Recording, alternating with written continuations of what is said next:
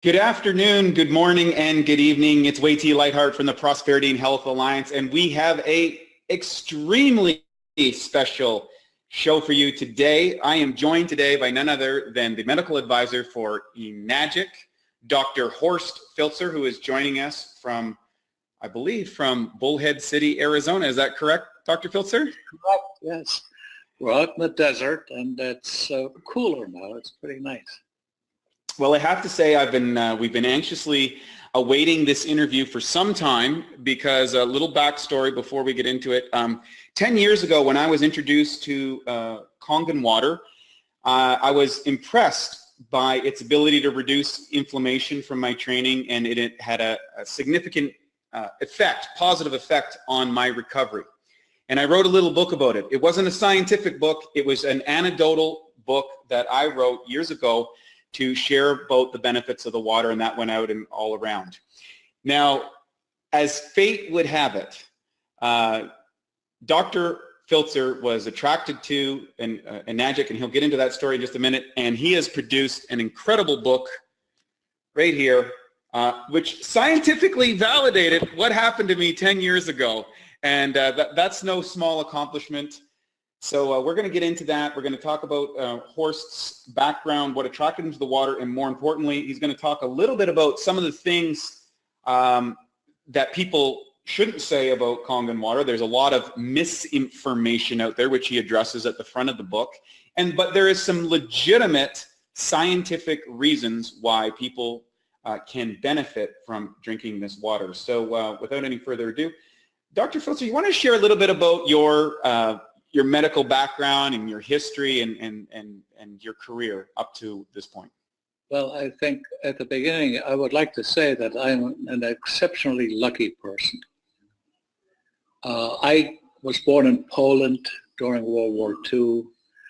When the Soviet Army came, my mother, grandmother, and my two sisters had to leave and basically flee from the onslaught of the Red Army and wound up in what is now East Germany. My father was a prisoner of war in the United States because he was in the Africa Corps. But to make a long story very short, we wound up in the United States, of all places, in Fargo, North Dakota, and I went to high school there, and I went to the University of North Dakota in Grand Forks, and subsequently to medical school at Harvard.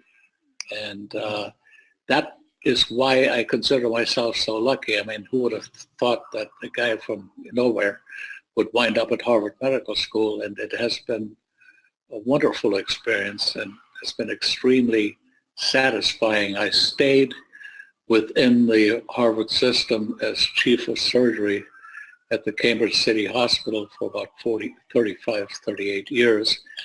And then when I retired, I came to Bullhead City because I owned some property there.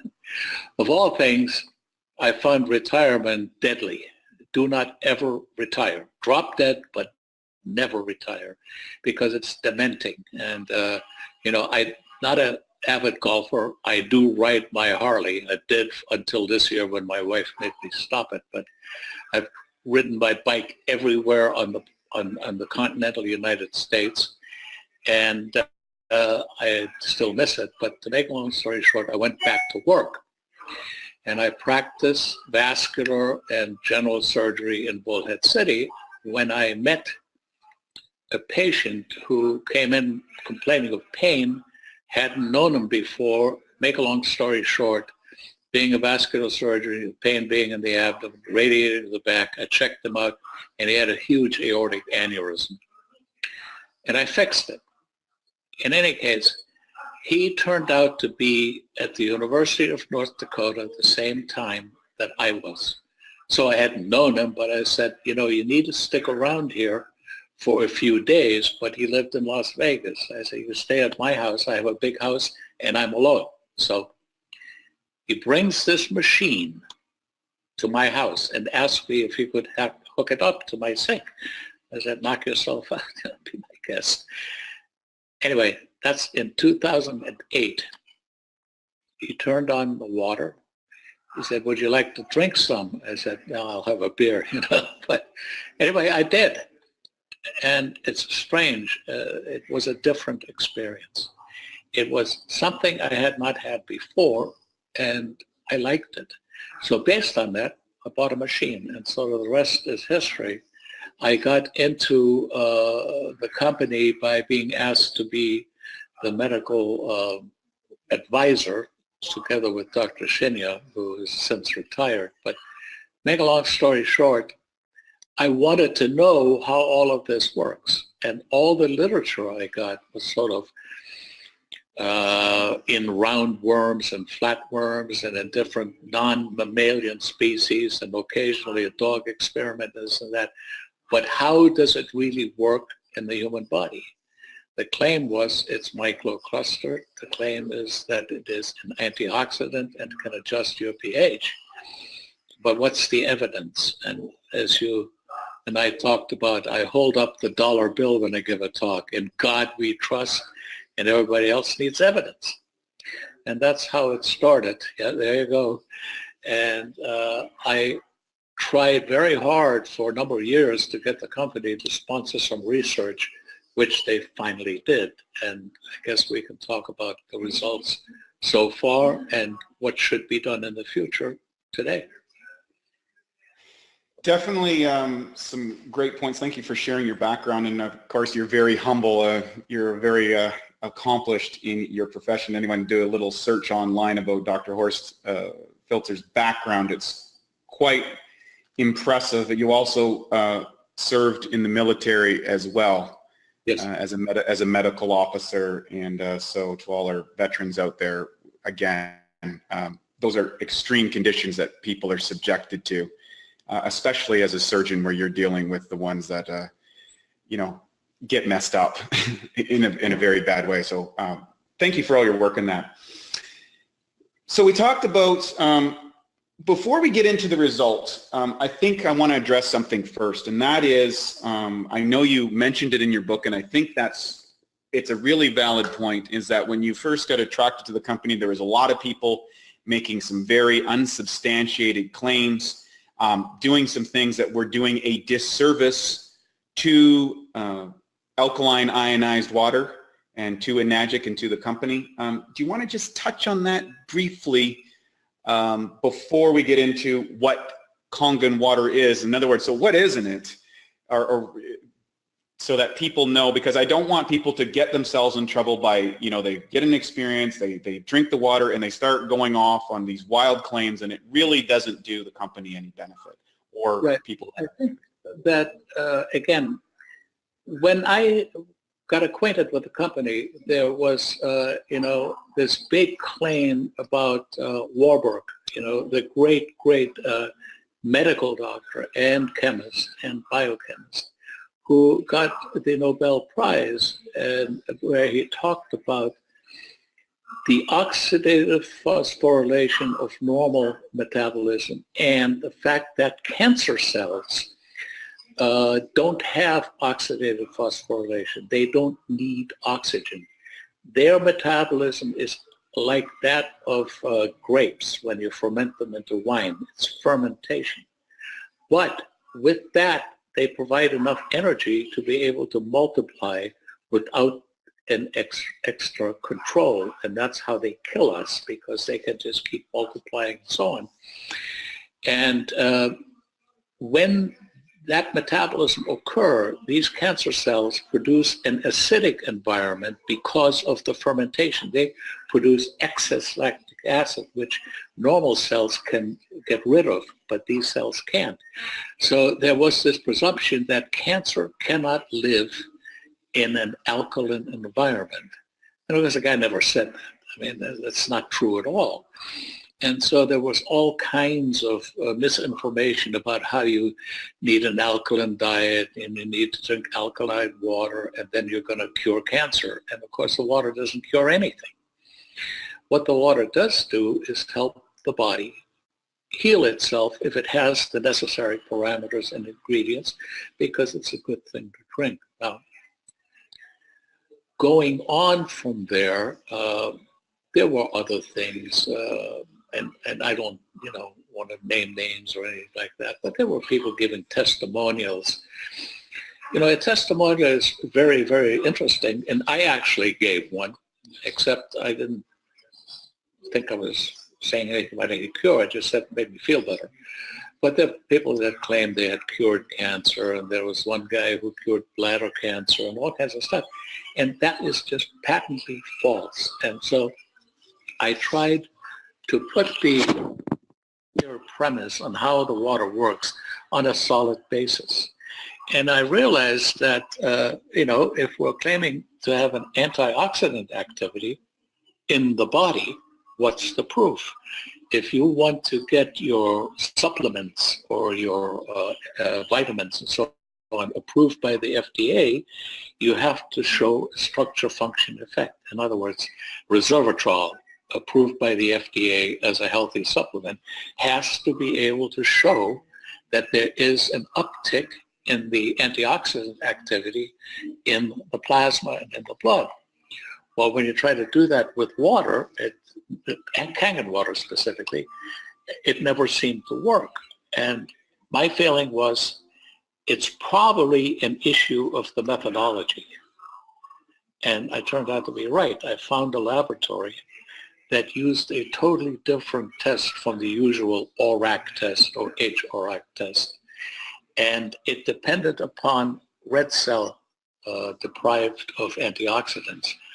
And sure enough, as it turned out, when we tested it, we have an absolute positive proof that in living human tissue, living human cells, Kangen water, pH 9.5, is a strong antioxidant.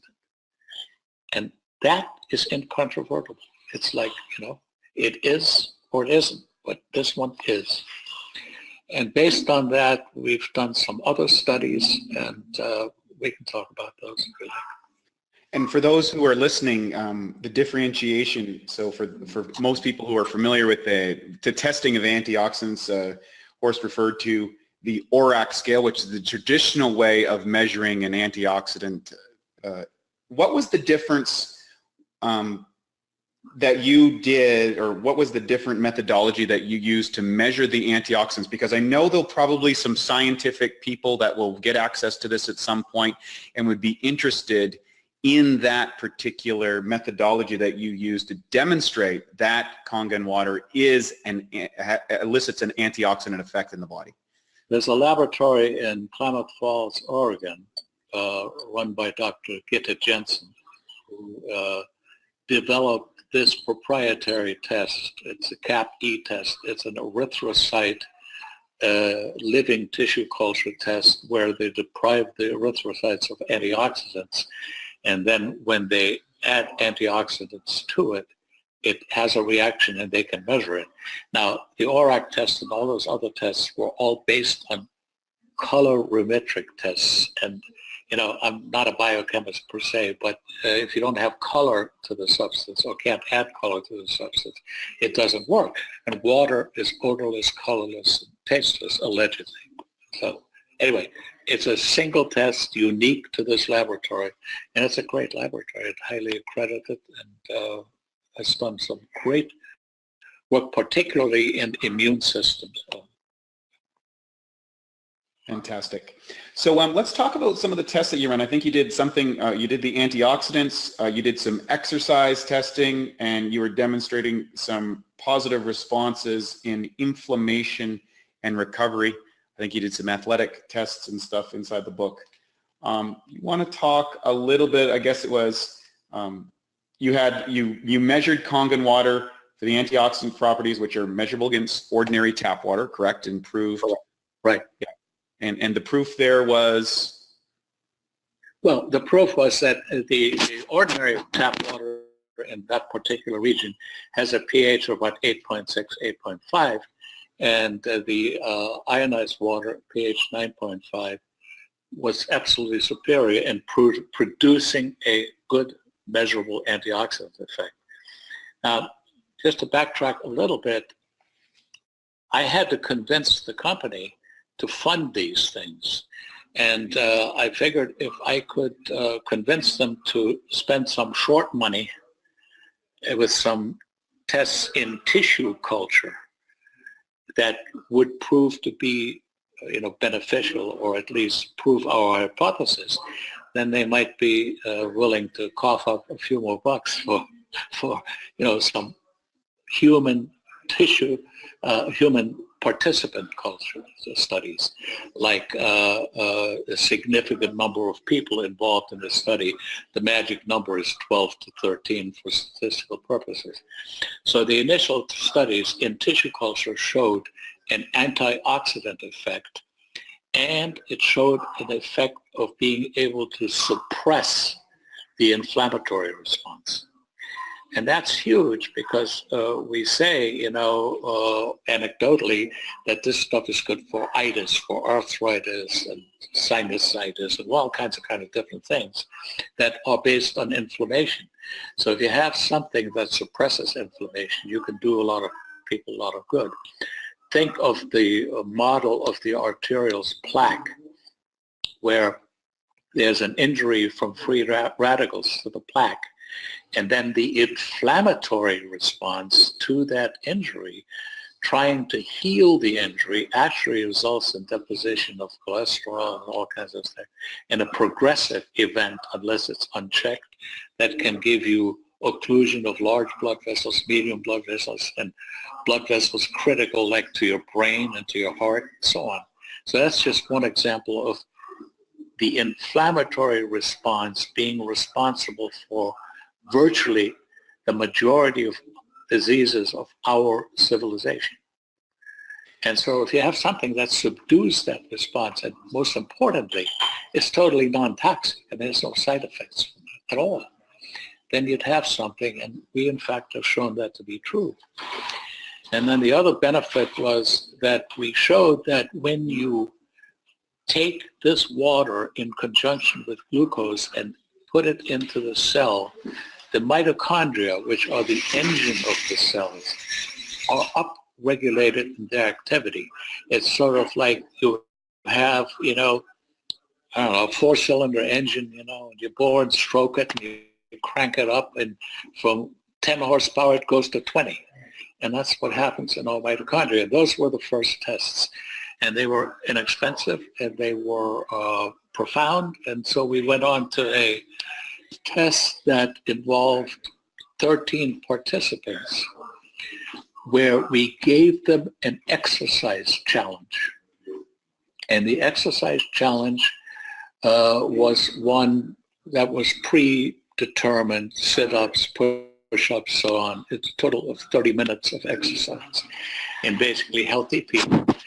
And we did that for a month at a time, where the first month they only drank tap water, and then we tested them for recovery from the exercise. We tested them for subjective responses to the exercise. We measured red cell count, white cell count, and also collected a huge panel of serum and plasma from every participant at different phases of the exercise.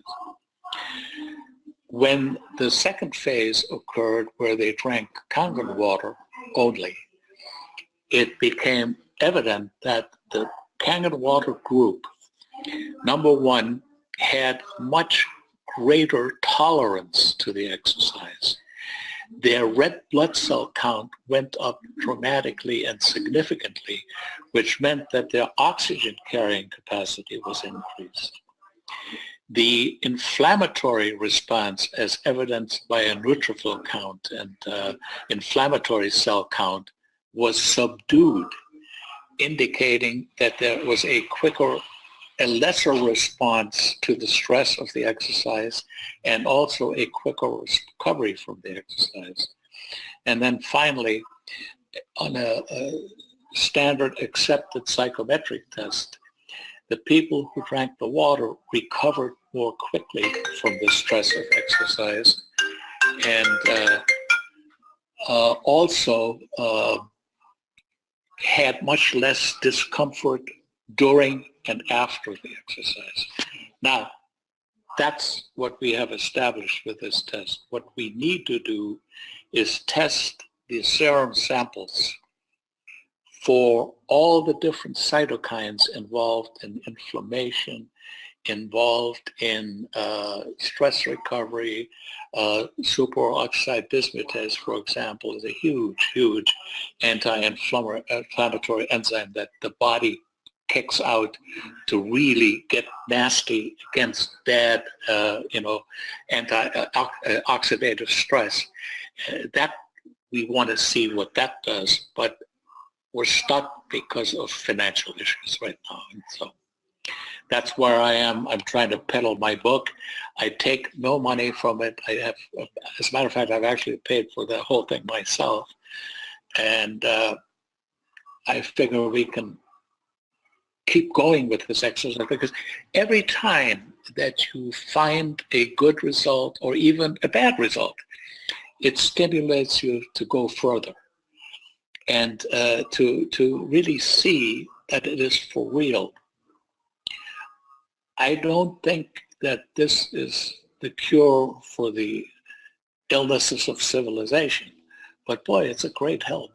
Imagine that you can drink water and actually ameliorate a lot of your conditions. And I think this has got great promise. And most importantly, it kind of takes the naysayers who think it's all nonsense and puts them in their place. To say something is good without proof is just as bad as saying something is bad without proof. And so proof rules. You made some profound statements there. Inflammation, to summarize, I know, of course, being in the health industry for a long time, it's this, often we call it the silent killer. Like any other thing in the body, you kind of feel what's happening. If I cut my arm or I hit my head, or there's pain, there's see things. But inflammation is something that's happening pretty much all the time for people, and contributes to the degenerative conditions that go along with the aging process, or the human condition, as you will. So you made a pretty profound statement as well, that an increase in red blood cell production by using Kangen water. Do you understand what the mechanism for that is? Because as an athlete, particularly endurance-based athletes, they're always trying to find ways to increase oxygen carrying capacity and eliminate carbon dioxide. And of course, that was where people got into erythropoietin and all these performance-enhancing drugs that increase red blood cell count. Do we understand the mechanism yet, or is it we just know that it does it? I think we do understand some of it. I think that obviously when you have something that subdues inflammation, also keeps your pH in line so you don't become too acidic, that it is able to stimulate the bone marrow to crank out more red cells. Why do these runners, these long distance guys, go up to the Andes, at 14,000 feet and actually run around there, which would kill me if I went up there. But that's why, because that deprivation in the oxygen stimulates the bone marrow to make more red cells. So it's somewhere along that mechanism, and the most important thing is, I may not understand the whole mechanism, but it's there. You can measure it. You said another thing, the suppression of the anti-inflammatory response in neutrophils. Could you explain what a neutrophil is to the layman so they understand that? The neutrophil is a scavenger. It's a cell that responds. It's a first responder cell to invaders. They can be bacterial, they can be viral, they can be foreign body, and they can be non-specific inflammation. And you know that our own body produces inflammation against our own body. There's this huge complement of autoimmune disease, starting with rheumatoid arthritis, ulcerative colitis, Crohn's disease. And I mean, it's just a gigantic list. And when these neutrophils are challenged by a inflammatory something, they come out and try to suppress and attack it and squash it.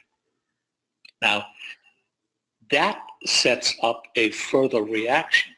And it's that reaction that causes the damage. So if you can get certain of these invaders subdued, in other words, have less of an inflammatory response, particularly against your own kind, your own tissues, your own cells, like in autoimmune diseases, that's a good thing.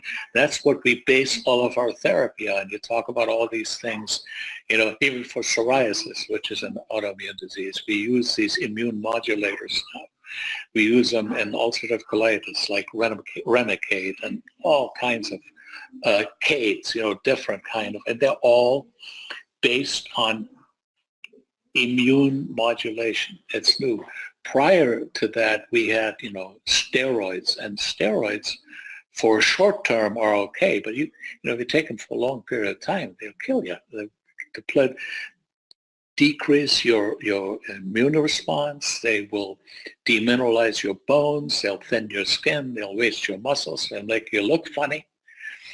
And so these kind of interrelationships between immunity and neutrophils favorably affected by something, it's a good thing. One more thing that you touched on was the energy production at the mitochondria. Can you explain a little bit about the mitochondria for people listening today and why that is a profound response? Well, the mitochondria are those, they're called organelles within the cell in which glucose is metabolized into energy in the form of adenosine triphosphate, which then goes throughout our body to allow our muscles to contract, our nerves to conduct, and so on and so forth. And that, in the presence, glucose has to be there.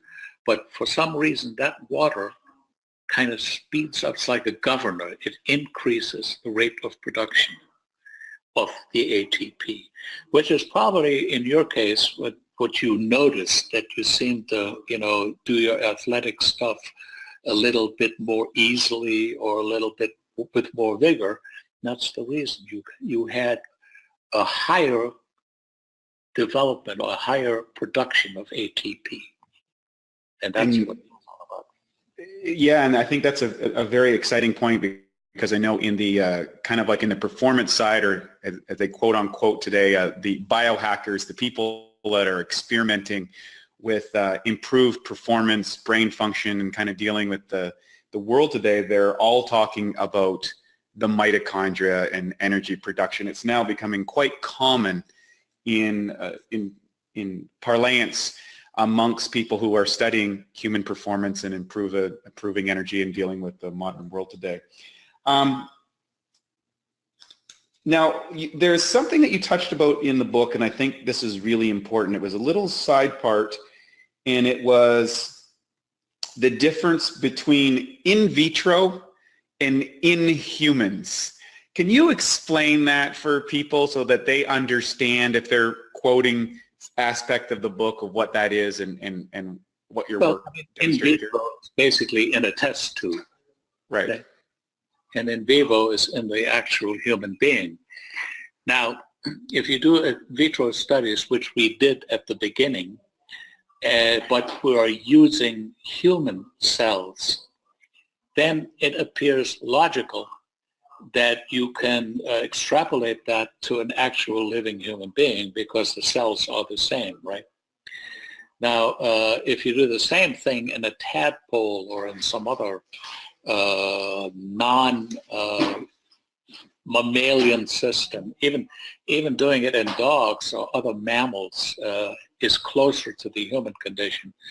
But so many of these things were done in planaria worms. They cut a worm in half and put it in Kangen water and say it regenerated faster. I don't know what the hell that's supposed to do for anybody. So in vitro, test tube work, in vivo is in living, and in vivo living animals are good models, and they're good things to do.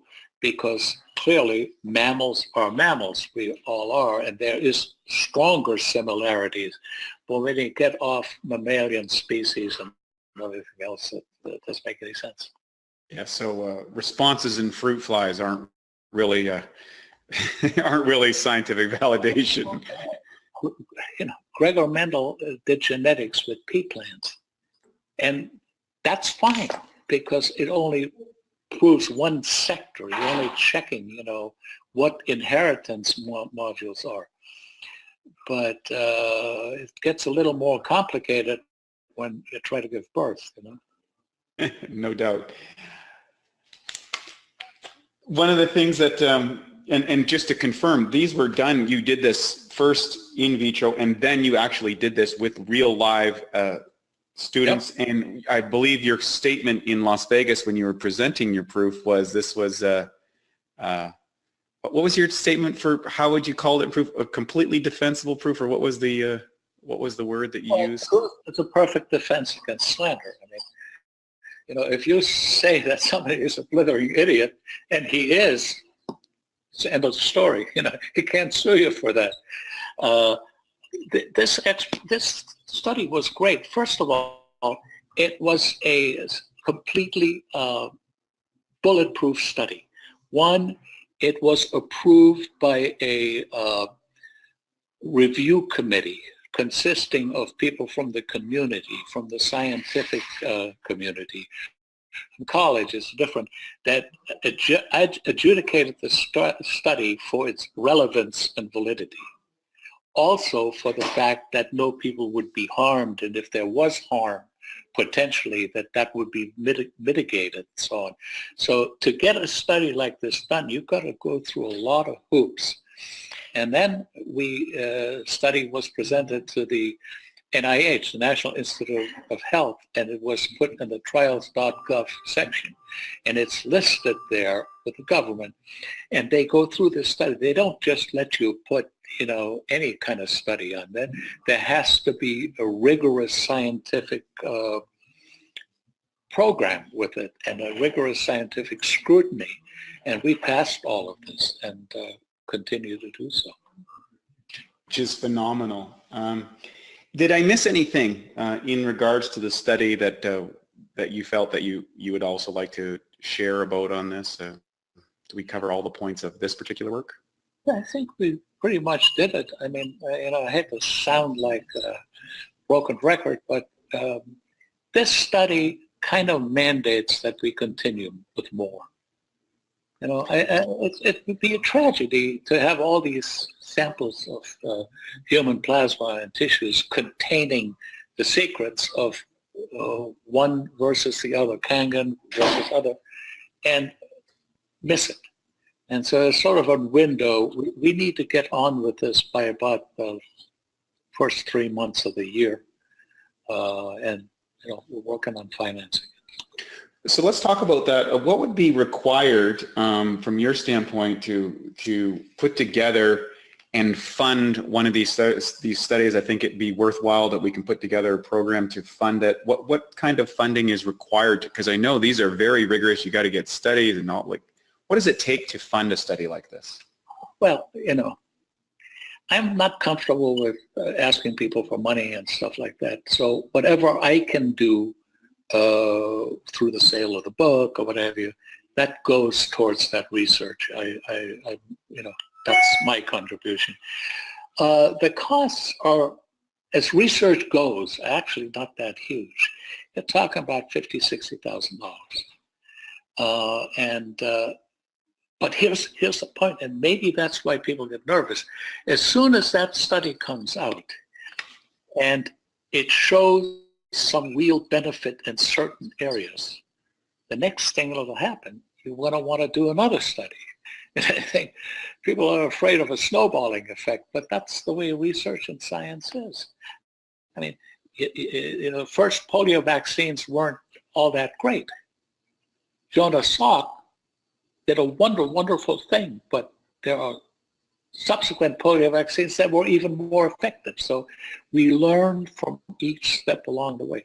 Who would have thought that this guy Jenner, you know, immunized people in what, 17, I don't know what, 80 or something, against smallpox by using a cowpox serum to inoculate the people. I mean, it's crazy. But every little step that science does is a springboard for another project.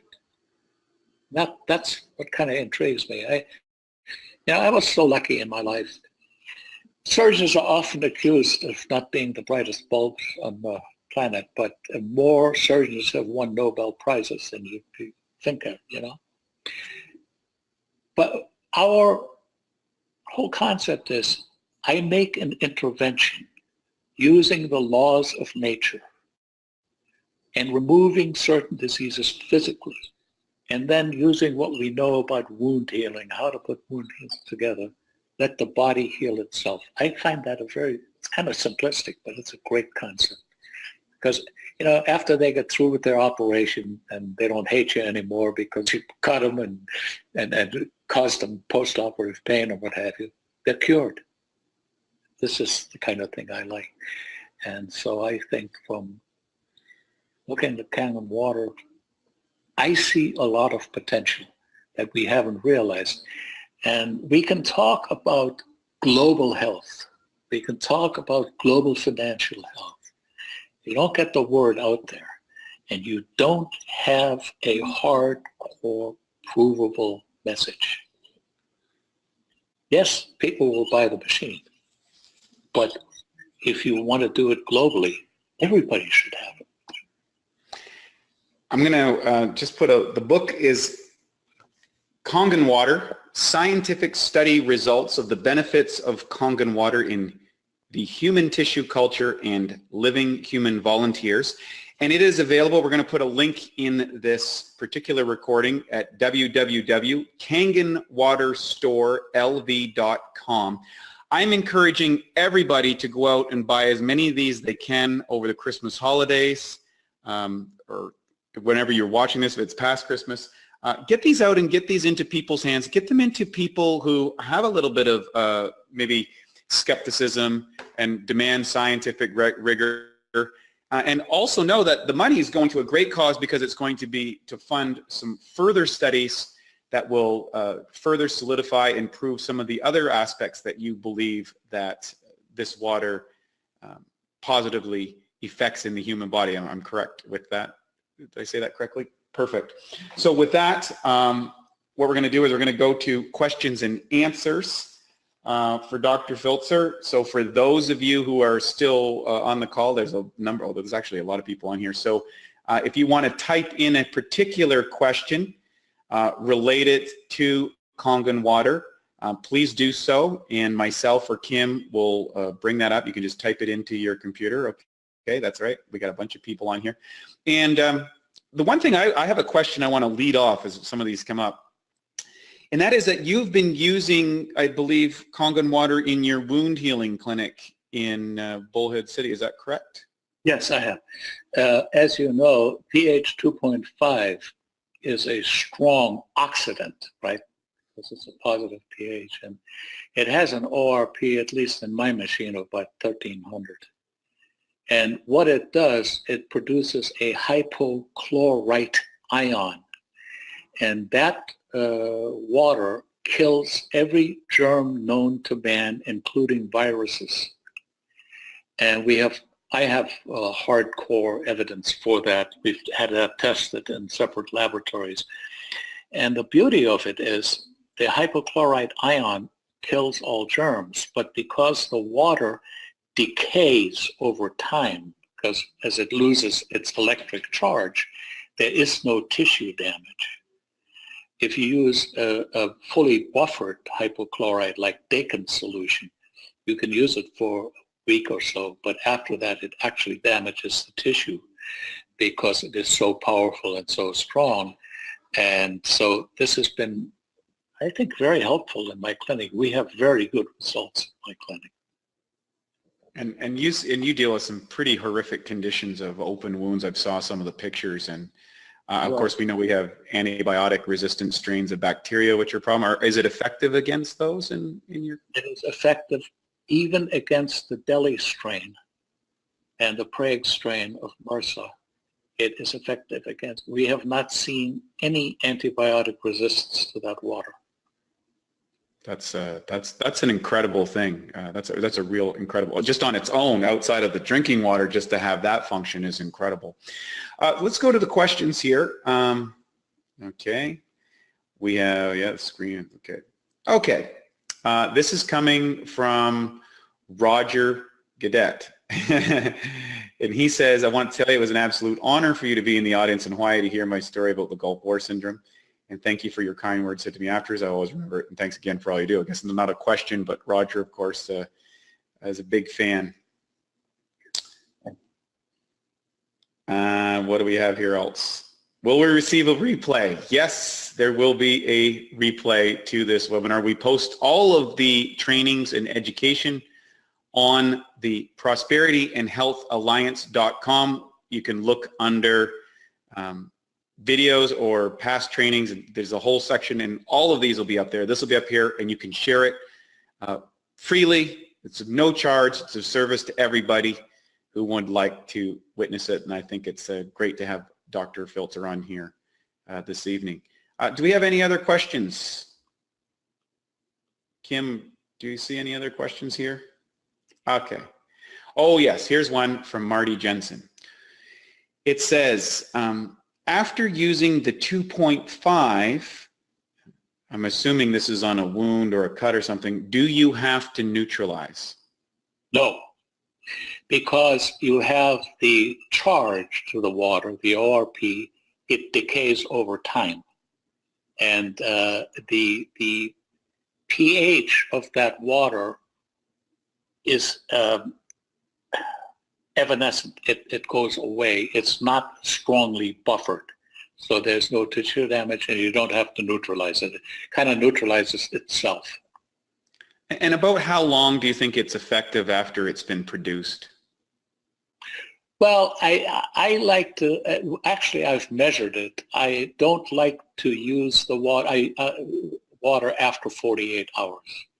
I will frequently give patients water to use when they change their dressings and so on and so forth, but I make them come back every 48 hours and get a fresh bottle, because then you're depending on the ORP to be high to be most effective.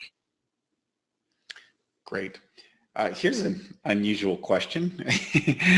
So we'll throw it out there. Can we recommend a pH application to combat premature hair loss or alopecia, internal or externally?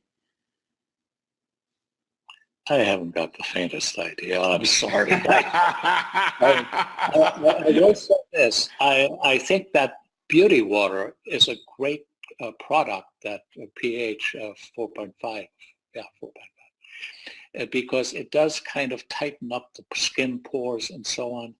I don't know what it would do for your hair. I still got my hair, and I'm 77, so I'm lucky. All of my male members in my family were bald, so I'm the only guy who's got hair. I don't know what to tell you, but you know what they say, can't hurt.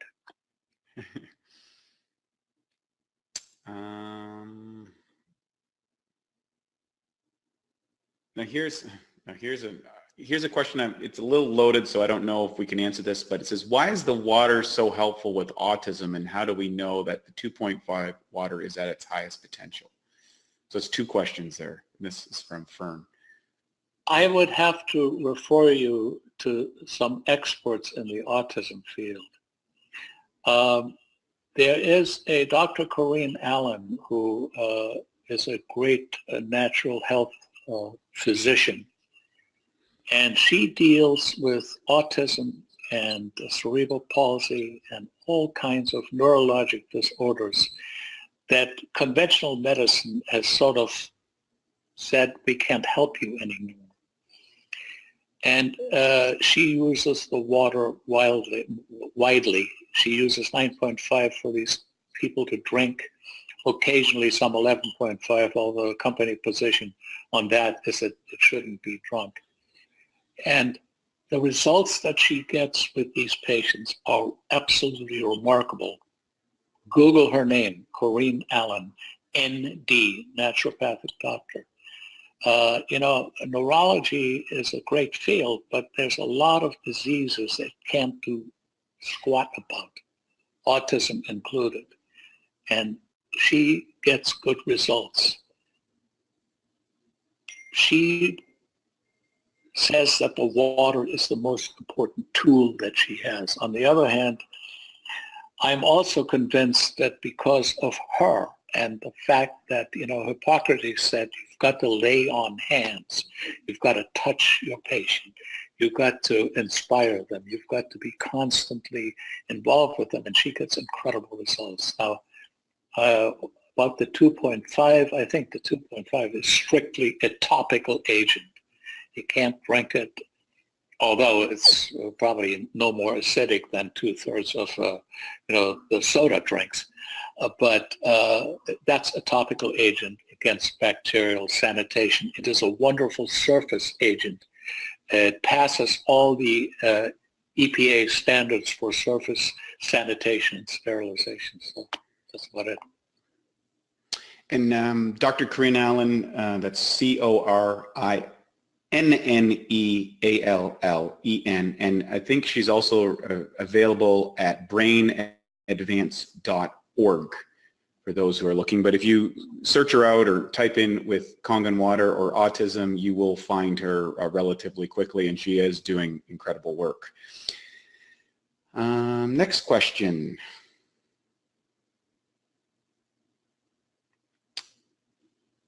Just trying, it looks like there's two kind of questions. Okay, there are other manufacturers who claim the higher pH isn't necessary to alkalize one's body and the water doesn't do that. What do you say about that?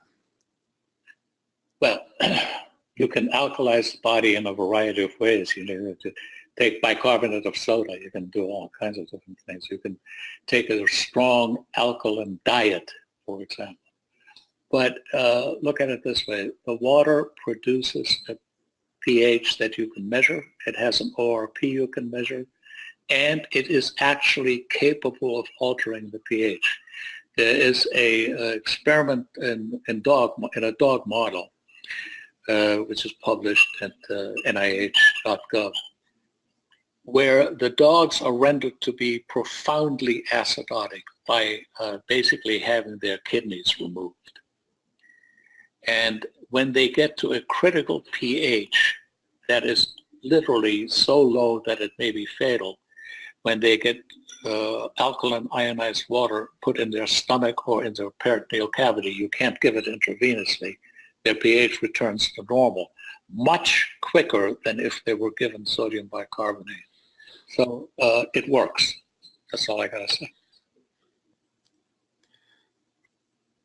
Someone else asked for the, what's the website for the book again? That's www.kangenwaterstorelv.com. So for those who are asking about that. So, here's a question from Mary Eve, and she's asking, first off, she wants to thank you for all that you do for the company, and she wants to know if it's okay to use 2.5 as a mouthwash on a daily basis. It's an excellent idea. Absolutely. It's not a problem at all. Doesn't do anything to the enamel of your teeth. It is terrific antibacterial. And again, won't injure your mucous membranes. It's great. And you don't need to don't swallow it. And you don't need to rinse afterwards. No. Okay. Someone else was going to ask that, so. Here's another. We've got some loaded ones here. I've heard that if a person is well hydrated, they will not have a heart attack. Is that correct? Well, I hate to tell you, we call that the Harvard death. You know, all your numbers are totally in line and you drop dead the next day. I mean, nothing is going to change your genetic makeup, okay?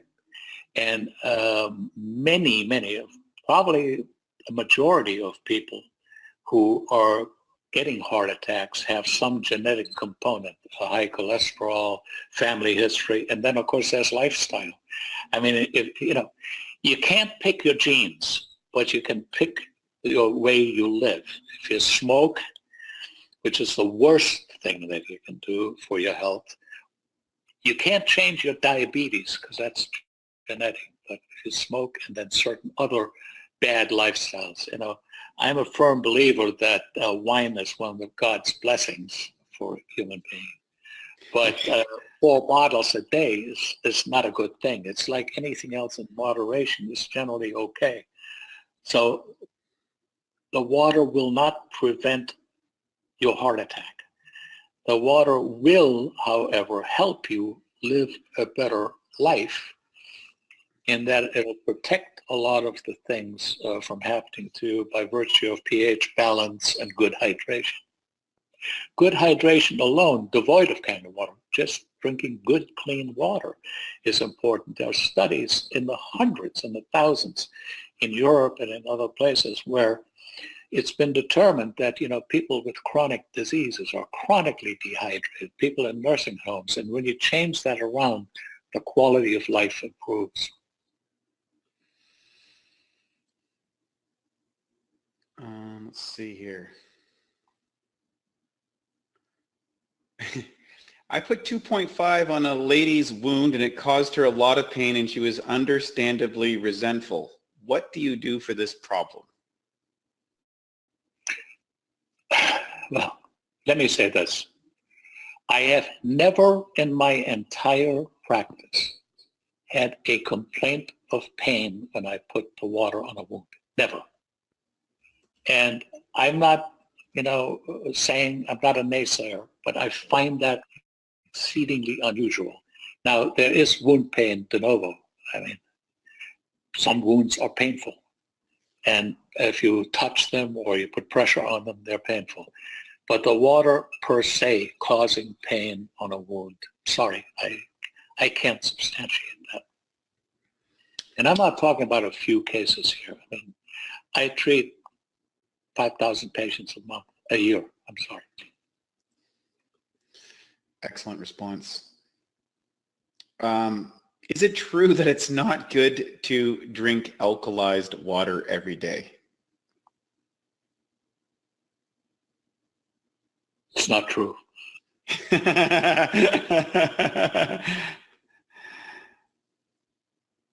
All right. Let's see. I think we've covered all the questions. We're coming up to the top of the hour. So, any final conclusions that you would like to, if you could sum up all of you've been with the company and with this project for 9 years. You've answered a lot of questions. You're doing a lot of research. Hopefully we're going to continue research, and we're definitely going to support the sales of the book from the Prosperity and Health Alliance, and also see if we can get some more funding. I think it's relevant, and I think it's part of the global mission, and it's our responsibility as humans to, if we found something that's this productive. Can you summarize what would you say? Someone comes to you and they say, what's your take on Kangen water from your background as a medical doctor?